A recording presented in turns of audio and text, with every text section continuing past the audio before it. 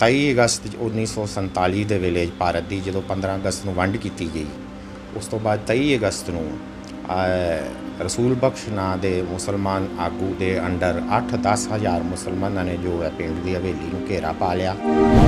ਇਹ ਬਚਣਾ ਹੈ, ਜੇ ਤੁਸੀਂ ਕਤਲ ਨਹੀਂ ਹੋਣਾ ਸਾਡੇ ਹੱਥੋਂ, ਮੁਸਲਮਾਨ ਧਰਮ ਇਸਲਾਮ ਧਰਮ ਕਬੂਲ ਕਰ ਲਓ। ਪਰਿਵਾਰ ਨੇ ਕਿਹਾ ਜੀ ਅਸੀਂ ਇਸ ਨੂੰ ਕਦੇ ਕਿਸੇ ਵੀ ਕੀਮਤ 'ਤੇ ਤੁਹਾਡੀ ਇਸ ਸ਼ਰਤ ਨੂੰ ਨਹੀਂ ਮੰਨਣਾ। ਸਿੱਖੀ ਸਾਡੇ ਖੂਨ 'ਚ ਰਗ ਰਗ 'ਚ ਵਸੀ ਹੈ, ਸ਼ਹੀਦ ਹੋਣਾ ਮਨਜ਼ੂਰ ਹੈ, ਧਰਮ ਪਰਿਵਰਤਨ ਦੀ ਗੱਲ ਹੀ ਛੱਡ ਦਿਓ। ਪਰਿਵਾਰ ਦੀਆਂ ਇਸਤਰੀਆਂ ਬੱਚਿਆਂ ਨਾਲ ਜਦੋਂ ਵਿਚਾਰ ਕੀਤਾ ਗਿਆ ਤਾਂ ਸਭ ਨੇ ਕਿਹਾ ਵੀ ਸਾਨੂੰ ਆਪਣੇ ਹੱਥੀਂ ਤੁਸੀਂ ਸ਼ਹੀਦ ਕਰ ਦਿਓ, ਪਤਾ ਨਹੀਂ ਤੁਸੀਂ ਵੀ ਇਹਨਾਂ ਨਾਲ ਲੜਦੇ ਲੜਦੇ ਸ਼ਹੀਦ ਹੋ ਜਾਣਾ। ਪਰਿਵਾਰ ਦੇ ਜੋ 17 ਜੀ ਹੱਥੀਂ ਸ਼ਹੀਦ ਕਰ ਦਿੱਤੇ ਗਏ।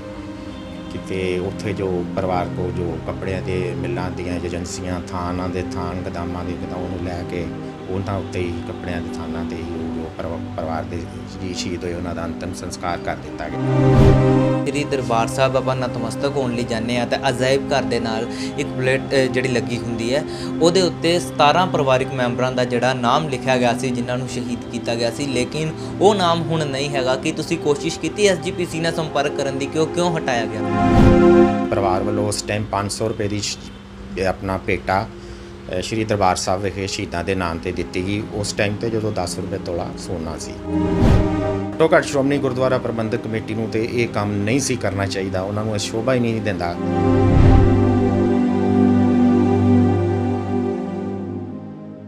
ਸਿੱਖ ਕੌਮ ਹਮੇਸ਼ਾ ਹੀ ਕੁਰਬਾਨੀ ਦੇ ਨਾਮ ਤੇ ਜਾਣੀ ਜਾਂਦੀ ਹੈ, ਚਾਹੇ ਦੇਸ਼ ਦੀ ਆਜ਼ਾਦੀ ਦੀ ਗੱਲ ਹੋਵੇ, ਚਾਹੇ ਆਪਣੇ ਧਰਮ ਨੂੰ ਬਚਾਉਣ ਦੀ ਗੱਲ ਹੋਵੇ। ਸਿੱਖ ਕੌਮ ਵੱਲੋਂ ਬੰਦ ਕਟਵਾ ਦਿੱਤੇ ਗਏ, ਲੇਕਿਨ ਜਿਹੜੇ ਆਪਣਾ ਧਰਮ ਨਹੀਂ ਛੱਡਿਆ ਗਿਆ। ਅੱਜ ਤੁਹਾਨੂੰ ਅਜਿਹੇ ਪਰਿਵਾਰ ਨਾਲ ਮਿਲਾਉਣ ਜਾ ਰਹੇ ਹਾਂ ਜਿਨ੍ਹਾਂ ਨੇ ਦੇਸ਼ ਦੀ ਆਜ਼ਾਦੀ ਦੇ ਵੇਲੇ ਆਪਣੇ ਹੀ ਪਰਿਵਾਰ ਦੇ 17 ਮੈਂਬਰਾਂ ਨੂੰ ਸ਼ਹੀਦ ਕਰ ਦਿੱਤਾ, ਲੇਕਿਨ ਆਪਣਾ ਧਰਮ ਪਰਿਵਰਤਨ ਨਹੀਂ ਕੀਤਾ। ਕੀ ਸੀ ਉਹ ਮਾਮਲਾ, ਕੀ ਸੀ ਉਹ ਮੰਜ਼ਰ, ਕਿਉਂ ਆਪਣੇ ਪਰਿਵਾਰਿਕ ਦੇ 17 ਮੈਂਬਰਾਂ ਨੂੰ ਸ਼ਹੀਦ ਕਰਨਾ ਪਿਆ?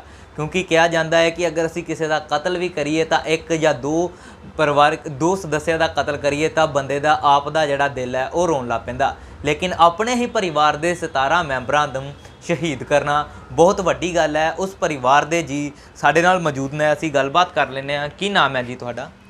ਕਰਨਪਾਲ ਸਿੰਘ ਚਾਵਲਾ। ਚਾਵਲਾ ਸਾਹਿਬ, ਕੀ ਉਹ ਮੰਜ਼ਰ ਸੀ ਤੁਸੀਂ ਸੁਣਿਆ ਹੋਵੇਗਾ ਆਪਣੇ ਪਰਿਵਾਰਿਕ ਮੈਂਬਰਾਂ ਤੋਂ, ਬਜ਼ੁਰਗਾਂ ਤੋਂ, ਕਿ ਕਿਉਂ 17 ਮੈਂਬਰਾਂ ਨੂੰ ਸ਼ਹੀਦ ਕਰਨਾ ਪੈ ਗਿਆ? ਸਭ ਤੋਂ ਪਹਿਲਾਂ ਜੀ ਮੈਂ ਜਿਹੜਾ ਵਿਜ਼ਨ ਪੰਜਾਬ TV ਹੈ ਇਹਦੇ ਸਾਰੇ ਦਰਸ਼ਕਾਂ ਨੂੰ ਮੈਂ ਕਰਨਪਾਲ ਸਿੰਘ ਚਾਵਲਾ, ਮੇਰੇ ਵੱਲੋਂ ਸਤਿ ਸ੍ਰੀ ਅਕਾਲ। ਸਾਡਾ ਪਰਿਵਾਰ ਜੀ ਜਿਹੜਾ ਚਾਵਲਾ ਪਰਿਵਾਰ ਹੈ, ਲਹਿੰਦੇ ਪੰਜਾਬ ਦੇ ਵਿੱਚ ਆਪਣਾ ਪਿੰਡ ਥਪਨਾਲਾ ਡਿਸਟ੍ਰਿਕਟ ਗੁਜਰਾਂਵਾਲਾ ਵਿਖੇ ਵਸਦਾ ਸੀ। ਸਾਡੇ ਵਡੇਰੇ ਜਿਹੜੇ ਹੈ ਉਹ 4 ਭਰਾ ਸਨ। ਸਰਦਾਰ ਜਥੇਦਾਰ ਮੰਗਲ ਸਿੰਘ ਚਾਵਲਾ ਜੋ ਮੇਰੇ ਦਾਦਾ ਜੀ ਸਨ, ਸਰਦਾਰ ਕਰਮ ਸਿੰਘ ਜੀ, ਸਰਦਾਰ ਲਾਭ ਸਿੰਘ ਜੀ, ਸਰਦਾਰ ਰਣਜੀਤ ਸਿੰਘ ਜੀ। ਪਰਿਵਾਰ ਬੜਾ ਆਪਣਾ ਸੰਪੰਨ ਪਰਿਵਾਰ ਸੀ, ਆਰਥਿਕ ਪੱਖੋਂ, ਰਾਜਨੀਤਿਕ ਪੱਖੋਂ ਆਲੇ ਦੁਆਲੇ ਦੇ ਪਿੰਡਾਂ ਦੇ ਵਿੱਚ ਪੂਰਾ ਨਾਮ ਸੀ। ਪੂਰੇ ਜਿੰਨੇ ਵਪਾਰ ਸਨ, ਜਿੰਨੇ ਆਪਣਾ ਡਿਪੂ ਸਨ, ਆੜਤ ਸੀ, ਜੋ ਆਪਣਾ ਸ਼ਾਹੂਕਾਰਾਂ ਦਾ ਕੰਮ ਸੀ ਪਰਿਵਾਰ ਕੋਲ ਸੀ। ਇਹ 23 ਅਗਸਤ 1947 ਦੇ ਵੇਲੇ ਭਾਰਤ ਦੀ ਜਦੋਂ 15 ਅਗਸਤ ਨੂੰ ਵੰਡ ਕੀਤੀ ਗਈ, ਉਸ ਤੋਂ ਬਾਅਦ 23 ਅਗਸਤ ਨੂੰ ਰਸੂਲ ਬਖਸ਼ ਨਾਂ ਦੇ ਮੁਸਲਮਾਨ ਆਗੂ ਦੇ ਅੰਡਰ 8-10 ਹਜ਼ਾਰ ਮੁਸਲਮਾਨਾਂ ਨੇ ਜੋ ਹੈ ਪਿੰਡ ਦੀ ਹਵੇਲੀ ਨੂੰ ਘੇਰਾ ਪਾ ਲਿਆ ਅਤੇ ਪਰਿਵਾਰ ਨੂੰ ਕਿਹਾ ਗਿਆ ਕਿ ਜੇ ਬਚਣਾ ਹੈ, ਜੇ ਤੁਸੀਂ ਕਤਲ ਨਹੀਂ ਹੋਣਾ ਸਾਡੇ ਹੱਥੋਂ, ਮੁਸਲਮਾਨ ਧਰਮ ਇਸਲਾਮ ਧਰਮ ਕਬੂਲ ਕਰ ਲਓ ਕਿ ਅਸੀਂ ਕੁਛ ਨਹੀਂ ਕਹਿਣਾ, ਅਸੀਂ ਵਾਪਸ ਚਲੇ ਜਾਣਾ। ਪਰਿਵਾਰ ਸਿੱਖੀ ਦੇ ਵਿੱਚ ਅਟੁੱਟ ਵਿਸ਼ਵਾਸ ਰੱਖਦਾ ਸੀ। ਗੁਰੂ ਮਹਾਰਾਜ ਗੁਰੂ ਗੋਬਿੰਦ ਸਿੰਘ ਪਾਤਸ਼ਾਹ ਦੀ ਅਪਾਰ ਕਿਰਪਾ ਸੀ। ਪਰਿਵਾਰ ਨੇ ਕਿਹਾ ਜੀ ਅਸੀਂ ਇਸ ਨੂੰ ਕਦੇ ਕਿਸੇ ਵੀ ਕੀਮਤ 'ਤੇ ਤੁਹਾਡੀ ਇਸ ਸ਼ਰਤ ਨੂੰ ਨਹੀਂ ਮੰਨਣਾ। ਸਿੱਖੀ ਸਾਡੇ ਖੂਨ 'ਚ ਰਗ ਰਗ 'ਚ ਵਸੀ ਹੈ, ਸ਼ਹੀਦ ਹੋਣਾ ਮਨਜ਼ੂਰ ਹੈ, ਧਰਮ ਪਰਿਵਰਤਨ ਦੀ ਗੱਲ ਹੀ ਛੱਡ ਦਿਓ, ਅਸੀਂ ਬਿਲਕੁਲ ਵੀ ਨਹੀਂ ਕਰਨਾ। ਉਹਦਾ ਜਿਹੜਾ ਆਗੂ ਰਸੂਲ ਬਖਸ਼ ਹੈ ਉਹ ਪਰਿਵਾਰ ਕੋਲ ਆਇਆ, ਉਹਨੇ ਡਿਮਾਂਡ ਰੱਖੀ ਅਤੇ ਉਹ ਜੋ ਪਰਿਵਾਰ ਨੇ ਮੂਲੋਂ ਹੀ ਰੱਦ ਕਰਤੀ ਵੀ ਇਸ ਚੀਜ਼ ਨੂੰ ਤੇ ਤੂੰ ਬੋਲੀ ਹੀ ਨਾ। ਸੋਨਾ ਚਾਂਦੀ ਦੀ ਡਿਮਾਂਡ ਰੱਖੀ ਉਹ ਪਰਿਵਾਰ, ਕਿਉਂਕਿ ਸੰਪੰਨ ਪਰਿਵਾਰ ਸੀ, ਸੋਨਾ ਚਾਂਦੀ ਕਾਫੀ ਮਾਤਰਾ 'ਚ ਸੀ। ਉਹ ਪਰਿਵਾਰ ਨੇ ਕਿਹਾ ਸੀ ਤੇ ਚਲੇ ਜਾਣਾ, ਚਲੋ ਤੁਸੀਂ ਲੈਣਾ ਜਿੰਨਾ ਲੈ ਲਓ। ਨਾਲ ਉਹਨੇ ਡਿਮਾਂਡ ਰੱਖੀ ਵੀ ਤੁਹਾਡੇ ਨਾਲ ਜੋ ਬਾਜਵਾ ਪਰਿਵਾਰ ਇੱਕ ਰਹਿੰਦਾ, ਕਿਉਂਕਿ ਉਹ ਜੋ ਪਿੰਡ ਥਪਨਾਲਾ ਉਹ ਚਾਵਲਾ ਬਾਜਵਾ ਥਪਨਾਲੇ ਦੇ ਨਾਲ ਵੀ ਜਾਣਿਆ ਜਾਂਦਾ ਸੀ, ਕਿਉਂਕਿ ਉੱਥੇ ਚਾਵਲਾ ਅਤੇ ਬਾਜਵਾ ਰਹਿੰਦੇ ਸਨ। ਨਾਲ ਉਹਨੇ ਇਸ ਡਿਮਾਂਡ ਰੱਖੀ ਕਿ ਉਹ ਬਾਜਵਾ ਪਰਿਵਾਰ ਦੀ ਜੋ ਇੱਕ ਇਸਤਰੀ ਦਾ ਮੇਰੇ ਨਾਲ ਜੋ ਹੈ ਨਿਕਾਹ ਵੀ ਕਰਵਾ ਦਿਓ। ਇਸ 'ਤੇ ਜੋ ਪਰਿਵਾਰ ਨੇ ਵੀ ਤੇਰੀ ਇਹ ਹਿੰਮਤ ਕਿਵੇਂ ਹੋਈ ਵੀ ਸਾਡੇ ਸਾਹਮਣੇ ਤੂੰ ਇੰਨੀ ਗੱਲ ਕੀਤੀ, ਉਹ ਵੀ ਸਾਡਾ ਆਪਣਾ ਪਰਿਵਾਰ ਹੀ ਹੈ, ਉਹਦਾ ਜੋ ਹੈ ਸਿਰ ਕਲਮ ਕਰ ਦਿੱਤਾ ਗਿਆ। ਸਿਰ ਕਲਮ ਕਿਸ ਦਾ ਕੀਤਾ? ਰਸੂਲ ਬਖਸ਼ ਦਾ, ਜਿਹੜਾ ਉਹਨਾਂ 8-10 ਮੁਸਲਮਾਨ ਜਾਂ 8-10 ਹਜ਼ਾਰ ਮੁਸਲਮਾਨਾਂ ਨੂੰ ਲੈ ਕੇ ਤੇ ਪਰਿਵਾਰ ਨੂੰ ਮਾਰਨ ਦੀ ਨੀਅਤ ਨਾਲ ਆਇਆ। 8-10 ਹਜ਼ਾਰ ਮੁਸਲਮਾਨ ਬਾਹਰ ਖਲੋਤੇ ਸਨ, ਸਾਰੇ ਪਿੰਡ ਨੂੰ ਹਵੇਲੀ ਨੂੰ ਘੇਰਾ ਪਾ ਕੇ, ਤੇ ਰਸੂਲ ਬਖਸ਼ ਜਿਹੜਾ ਸਾਡੇ ਕੋਲ ਆਇਆ ਡਿਮਾਂਡ ਲੈ ਕੇ।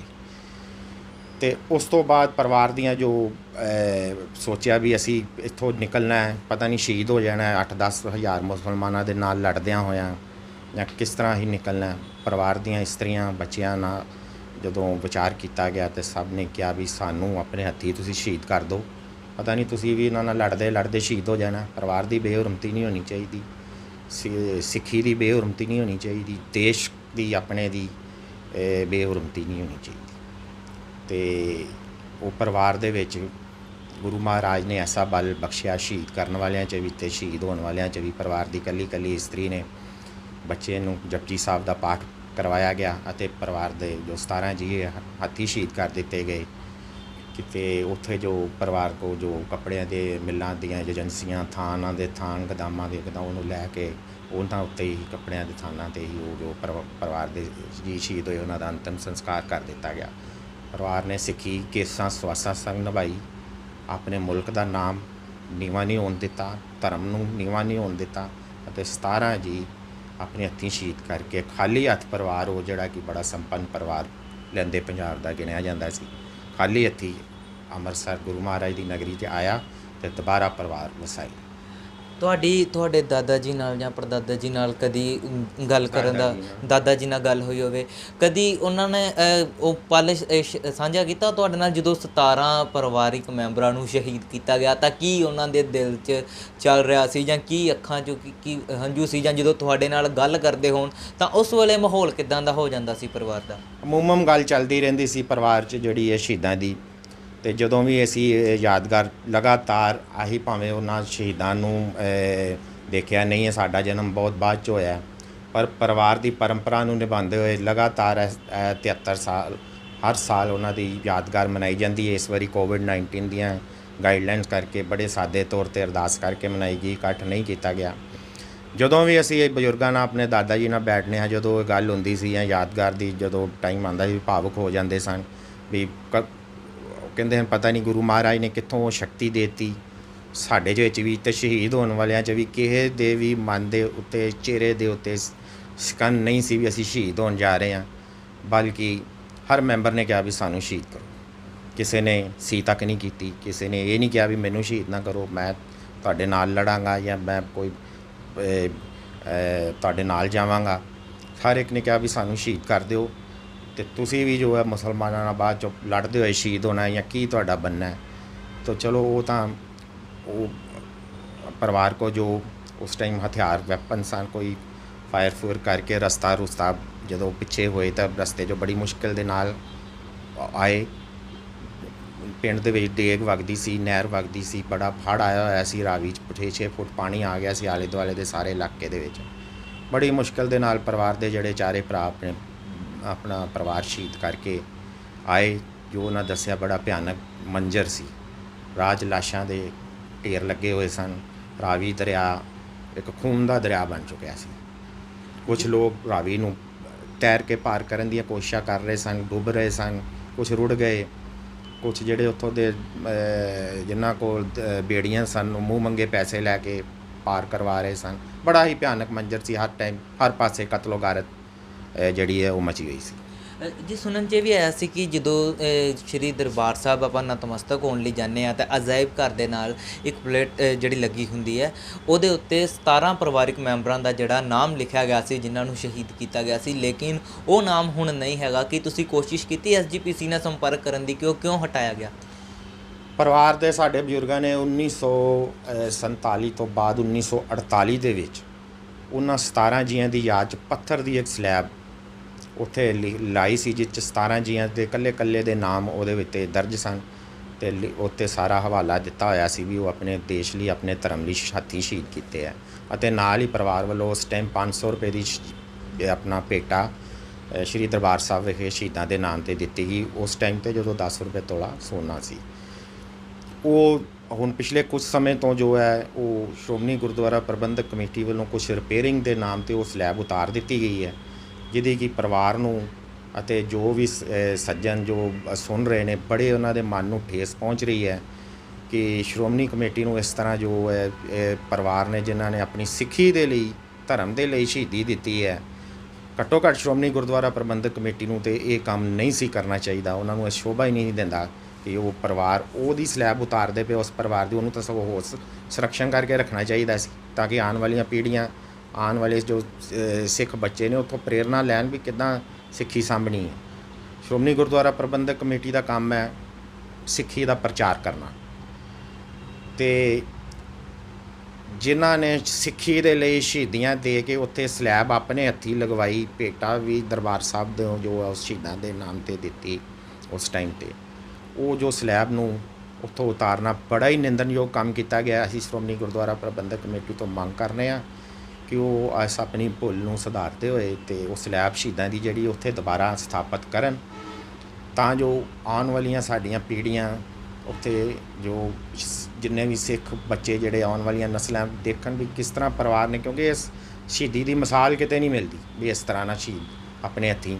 ਅੱਜ ਤੁਸੀਂ ਆਪਣੇ ਬੱਚੇ ਕਿਸੇ ਨੂੰ ਇੱਕ ਇੰਜੈਕਸ਼ਨ ਨਹੀਂ ਲਗਾ ਸਕਦੇ, ਅਤੇ ਮੈਂ ਕਹਿੰਦਾ ਧੰਨ ਜੇਕਰਾ ਸ਼ਹੀਦ ਕਰਨ ਵਾਲਿਆਂ ਦਾ ਅਤੇ ਸ਼ਹੀਦ ਹੋਣ ਵਾਲਿਆਂ ਦਾ। ਮਹਾਰਾਜ ਨੇ ਸਿੱਖੀ 'ਚ ਪਤਾ ਨਹੀਂ ਕੀ ਘੋਟ ਕੇ ਪਿਆ ਦਿੱਤਾ ਕਿ ਆਪਣਾ ਜੋ ਹੈ ਸ਼ਹੀਦੀਆਂ ਦੇਸ਼ ਦੀ ਆਜ਼ਾਦੀ ਲਈ ਵੀ 80% ਕੁਰਬਾਨੀਆਂ ਜਿਹੜੀਆਂ ਪੰਜਾਬੀਆਂ ਨੇ ਕੀਤੀਆਂ, ਚਾਹੇ ਉਹ ਆਪਣਾ ਜੈਤੋ ਦਾ ਮੋਰਚਾ ਹੋਵੇ, ਚਾਹੇ ਉਹ ਅਕਾਲੀ ਮੋਰਚਾ ਹੋਵੇ, ਚਾਹੇ ਕਾਮਾਗਾਟੂ ਮਾਰ ਲਿਆ, ਕਾਲੇ ਪਾਣੀ ਦੀਆਂ ਸਜ਼ਾਵਾਂ ਦੇਖ ਲਓ, ਭਾਰਤ ਛੱਡੋ ਅੰਦੋਲਨ ਦੇਖ ਲਓ, ਜਲਿਆਂਵਾਲਾ ਬਾਗ ਦਾ ਦੇਖ ਲਓ। 80% ਕੁਰਬਾਨੀਆਂ ਜੋ ਹੈ ਪੰਜਾਬੀਆਂ ਨੇ ਕੀਤੀਆਂ। ਦੇਸ਼ ਦੀ ਵੰਡ ਵੇਲੇ ਕਿਸੇ ਵੀ ਚਾਹੇ ਧਰਮ ਨਾਲ ਕੋਈ ਪੰਜਾਬੀ ਸੰਬੰਧ ਰੱਖਦਾ ਹੈ, ਚਾਹੇ ਸਿੱਖ ਸੀ, ਹਿੰਦੂ ਸੀ, ਮੁਸਲਮਾਨ ਸੀ, 8-10 ਲੱਖ ਜੋ ਬੰਦੇ ਜਿਹੜੇ ਕਤਲ ਕਰ ਦਿੱਤੇ ਗਏ ਸਿਰਫ ਉਦੋਂ ਜੋ ਹੈ ਕਿ ਰਾਜ ਦੀ ਲਾਲਸਾ ਕਰਨ ਵਾਲੇ ਕੁਝ ਲੋਕਾਂ ਦੀ ਵਜ੍ਹਾ ਨਾਲ, ਕਿ ਜਿਨ੍ਹਾਂ ਸਿਰਫ ਕਿਹਾ ਵੀ ਤੁਸੀਂ ਲਕੀਰ ਹੀ ਮਾਰ ਦਿਓ। ਉਹਨਾਂ ਇਹ ਨਹੀਂ ਵੇਖਿਆ ਕਿ ਉਹ ਲਕੀਰ ਜਿਹੜੀ ਨਕਸ਼ੇ 'ਤੇ ਮਾਰੀ ਹੈ ਉਹਦੇ ਕਿੰਨੇ ਭਿਆਨਕ ਨਤੀਜੇ ਨਿਕਲਣਗੇ। ਹੁਣ ਦੇਖ ਲਓ ਤੁਸੀਂ ਕਰਤਾਰਪੁਰ ਸਾਹਿਬ ਦਾ ਜਿਹੜਾ ਸਾਡਾ ਗੁਰਦੁਆਰਾ ਹੈ ਉਹ ਪਾਕਿਸਤਾਨ ਤੋਂ 2 ਕਿਲੋਮੀਟਰ ਅੰਦਰ, ਸਾਰੇ ਇਤਿਹਾਸਕ ਗੁਰਦੁਆਰੇ ਉੱਧਰ ਚਲੇ ਗਏ। ਇਹ ਤਾਂ ਮੈਂ ਬਹੁਤ ਧੰਨਵਾਦ ਕਰਦਾ ਹਾਂ ਸਾਡੇ ਜਿਹੜੇ ਪ੍ਰਧਾਨ ਮੰਤਰੀ ਸ਼੍ਰੀ ਨਰਿੰਦਰ ਮੋਦੀ ਜੀ ਨੇ, ਕਿ ਜਿਨ੍ਹਾਂ ਨੇ ਇਸ ਚੀਜ਼ ਨੂੰ ਸਮਝਿਆ ਕਿ ਇਹ ਉਦੋਂ ਬੜੀ ਜਿਹੜੀ ਵੰਡ ਕੀਤੀ ਗਈ ਹੈ ਨਹਿਰੂ ਅਤੇ ਆਪਣਾ ਪਾਕਿਸਤਾਨ ਦੇ ਜਿਹੜੇ ਸਨ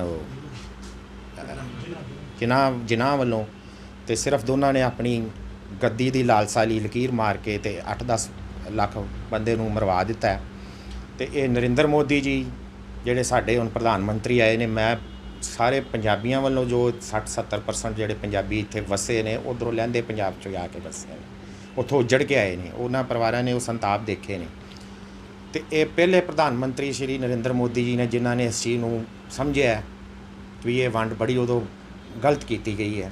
ਅਤੇ ਉਹਨਾਂ ਨੇ ਹੁਣ ਜਿਹੜੇ ਕੁਛ ਪਰਿਵਾਰ ਸਿੰਧੀ ਹਿੰਦੂ ਪਰਿਵਾਰ ਉੱਥੇ ਰਹਿੰਦੇ ਨੇ, ਅੱਜ ਉਹਨਾਂ ਨੂੰ ਕਿੰਨੀਆਂ ਮੁਸ਼ਕਿਲਾਂ ਉੱਥੇ ਆਈਆਂ, ਉਹਨਾਂ ਨੂੰ ਸਮਝਦੇ ਹੋਏ ਉਹਨਾਂ ਨੇ ਇਹ ਜੋ ਕਾਨੂੰਨ ਵੀ ਬਣਾਇਆ ਕਿ ਜਿਹੜੇ ਪੜੋਸੀ ਮੁਲਕ ਨੇ ਉਹਨਾਂ ਦੇ ਜੋ ਮਾਈਨੋਰਟੀਜ਼ ਨੇ ਉੱਥੇ, ਉਹ ਇੱਥੇ ਇੰਡੀਆ ਆ ਕੇ ਇੰਡੀਆ ਦੀ ਸਿਟੀਜ਼ਨਸ਼ਿਪ ਲੈ ਸਕਦੀਆਂ ਨੇ। ਮੈਂ ਸ਼੍ਰੀ ਨਰਿੰਦਰ ਮੋਦੀ ਜੀ ਦਾ ਅਤੇ ਸਰਦਾਰ ਸਾਡੇ ਹਰਮਨ ਪਿਆਰੇ ਜਿਹੜੇ ਨੇ ਸਰਦਾਰ ਹਰਦੀਪ ਸਿੰਘ ਜੀ ਪੁਰੀ ਮੰਤਰੀ ਭਾਰਤ ਸਰਕਾਰ ਦੇ, ਬੜਾ ਧੰਨਵਾਦ ਕਰਨਾ ਕਿ ਉਹਨਾਂ ਬੜਾ ਐਫਰਟ ਕਰਕੇ ਜਿਹੜਾ ਸਾਡੇ ਗੁਰਧਾਮਾਂ ਦੀ ਜਿਹੜੀ ਇਹ ਰੋਜ਼ ਅਰਦਾਸ ਕਰਦੇ ਸਾਂ ਜਿਹੜੇ ਪਾਕਿਸਤਾਨ ਰਹਿ ਗਏ ਸੀ, ਉਹਨਾਂ ਦੀ ਇੱਕ ਸ਼ੁਰੂਆਤ ਕੀਤੀ ਹੈ। ਸਾਨੂੰ ਕਰਤਾਰਪੁਰ ਸਾਹਿਬ ਦਾ ਲਾਂਘਾ ਜਿਹੜਾ ਦਿੱਤਾ ਹੈ, ਭਾਵੇਂ ਕੋਵਿਡ-19 ਕਰਕੇ ਟੈਂਪਰੇਰੀ ਤੌਰ 'ਤੇ ਬੰਦ ਹੈ, ਆਉਣ ਵਾਲੇ ਟਾਈਮ ਜਦੋਂ ਪ੍ਰਕੋਪ ਖਤਮ ਹੋਏਗਾ ਅਤੇ ਚਾਲੂ ਹੋਏਗਾ। ਮੈਂ ਸਮੂਹ ਪੰਜਾਬੀਆਂ ਵੱਲੋਂ, ਸਮੂਹ ਜਿਹੜੇ ਉੱਥੋਂ ਪਾਕਿਸਤਾਨ ਤੋਂ 97 ਦੇ ਵਿੱਚ ਪਰਿਵਾਰ ਜਿਹੜੇ ਇੱਧਰ ਆ ਕੇ ਵਸੇ ਆ, ਜਿਹੜੇ ਕਿ ਕਾਫੀ ਜ਼ਿਆਦਾ ਗਿਣਤੀ 'ਚ ਕੋਈ 60-65% ਪੰਜਾਬ ਦੇ ਵਿੱਚ ਉਹ ਹੀ ਪਰਿਵਾਰ ਲਹਿੰਦੇ 'ਚੋਂ ਆਏ ਆ। ਮੈਂ ਸਾਰਿਆਂ ਵੱਲੋਂ ਪ੍ਰਧਾਨ ਮੰਤਰੀ ਸਾਡੇ ਮਾਣਯੋਗ ਸ਼੍ਰੀ ਨਰਿੰਦਰ ਮੋਦੀ ਜੀ, ਸਰਦਾਰ ਹਰਦੀਪ ਸਿੰਘ ਜੀ ਪੁਰੀ ਜਿਹੜੇ ਕਿ ਬੜੇ ਐਫਰਟਸ ਕਰ ਰਹੇ ਨੇ ਪੰਜਾਬ ਦੇ ਲਈ, ਮੈਂ ਬਹੁਤ ਉਹਨਾਂ ਦੋਨਾਂ ਦਾ ਧੰਨਵਾਦ ਕਰਦਾ। ਹੁਣ 73 ਸਾਲ ਹੋ ਗਏ ਆ, 73 ਸਾਲਾਂ 'ਚ ਕਦੀ ਕਾਂਗਰਸ ਦੀ ਸਰਕਾਰ ਰਹੀ ਹੈ, ਬੀਜੇਪੀ ਦੀ ਸਰਕਾਰ ਰਹੀ, ਕਿਸੇ ਸਰਕਾਰ ਵੱਲੋਂ ਤੁਹਾਨੂੰ ਸਨਮਾਨਿਤ ਕਰਨ ਦੀ ਕੋਸ਼ਿਸ਼ ਕੀਤੀ ਗਈ ਪਰਿਵਾਰ ਦੇ ਸਦੱਸਿਆਂ ਨੂੰ? ਕਿਉਂਕਿ ਬੜਾ ਵੱਡਾ ਫੈਸਲਾ ਜਿਹੜਾ ਪਰਿਵਾਰ ਵੱਲੋਂ ਉੱਧਰ ਲਿੱਤਾ ਗਿਆ, ਸਿੱਖੀ ਨਹੀਂ ਛੱਡੀ, ਲੇਕਿਨ ਆਪਣੇ ਪਰਿਵਾਰਿਕ ਜਿਹੜੇ ਸਦੱਸ ਆ ਉਹ ਸ਼ਹੀਦ ਕਰ ਦਿੱਤੇ ਗਏ। ਸਰਕਾਰਾਂ ਵੱਲੋਂ ਤੁਹਾਨੂੰ ਸਨਮਾਨਿਤ ਕੀਤਾ ਗਿਆ ਹਜੇ ਤੱਕ? ਨਹੀਂ ਜੀ, ਸਰਕਾਰਾਂ ਵੱਲੋਂ ਤਾਂ ਕੋਈ ਸਨਮਾਨਿਤ ਨਹੀਂ ਕੀਤਾ ਗਿਆ।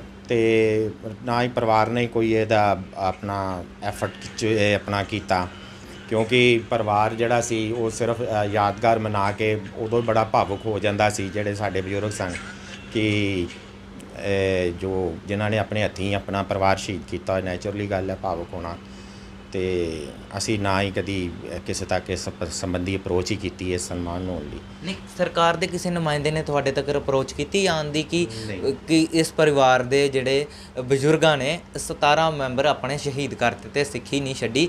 ਕਿਸੇ ਸਿੱਖ ਸੰਸਥਾ ਨੇ ਆਏ ਹੋਵੇ, SGPC ਆਈ ਹੋਵੇ, ਸ਼੍ਰੋਮਣੀ ਅਕਾਲੀ ਦਲ ਦੀ ਸਰਕਾਰ ਰਹੀ ਲੰਬੇ ਸਮੇਂ ਪੰਜਾਬ 'ਚ, ਉਹਨਾਂ ਵੱਲੋਂ ਕਿਸੇ ਨੇ ਨਹੀਂ ਕੋਸ਼ਿਸ਼ ਕੀਤੀ? ਨਹੀਂ ਜੀ, ਸਾਡੇ ਤੱਕ ਤਾਂ ਪਰਿਵਾਰ ਨੂੰ ਕਿਸੇ ਵੀ ਸਰਕਾਰ ਨੇ ਸਨਮਾਨਿਤ ਨਹੀਂ ਕੀਤਾ। ਬਾਕੀ ਜੇ ਸ਼੍ਰੋਮਣੀ ਕਮੇਟੀ ਦੀ ਗੱਲ ਕਰਦੇ ਹੋ, ਉਹ ਤਾਂ ਤੁਹਾਨੂੰ ਮੈਂ ਦੱਸ ਹੀ ਦਿੱਤੀ ਹੈ ਕਿ ਉਹ ਸਨਮਾਨਿਤ ਤਾਂ ਕੀ ਕਰਨਾ ਸੀ, ਉਹ ਤਾਂ ਉਹ ਜੋ ਹੈ ਉੱਥੋਂ ਸ਼ਹੀਦਾਂ ਦੀ ਸਲੈਬ ਹੀ ਉਤਾਰ ਦਿੱਤੀ ਗਈ ਹੈ। ਹੁਣ ਮੇਰਾ ਲਾਸਟ ਸਵਾਲ ਹੈ ਕਿ ਅਗਰ ਆਉਣ ਵਾਲੇ ਸਮੇਂ 'ਚ ਕਦੀ ਸਬੱਬ ਮਿਲੇ ਕੀ ਤੁਸੀਂ ਆਪਣੇ ਉਸ ਧਰਤੀ 'ਤੇ ਜਾਓਗੇ ਪਾਕਿਸਤਾਨ 'ਚ ਜਿੱਥੇ ਪਰਿਵਾਰਿਕ ਮੈਂਬਰਾਂ ਨੇ ਸ਼ਹੀਦੀ ਦਿੱਤੀ ਹੈ?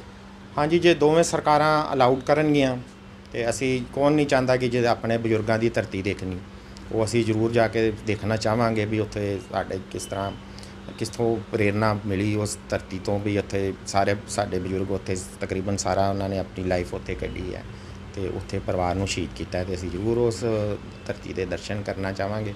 ਉਹ ਵੈਸੇ ਵੀ ਧਰਤੀ ਜਿਹੜੀ ਸਾਡੀ ਗੁਜਰਾਂਵਾਲੇ ਦੀ ਧਰਤੀ, ਮਹਾਰਾਜਾ ਰਣਜੀਤ ਸਿੰਘ ਦੀ ਧਰਤੀ ਹੈ, ਉੱਥੇ ਉਹਨਾਂ ਦਾ ਜਨਮ ਹੋਇਆ ਤੇ ਉਹ ਬੜਾ ਸਿੱਖੀ ਨਾਲ ਉਹ ਇਲਾਕਾ ਬੜਾ ਸੰਪੂਰਨ ਹੁੰਦਾ ਸੀ, ਇਹ ਸਾਡੇ ਬਜ਼ੁਰਗ ਦੱਸਦੇ ਸਨ।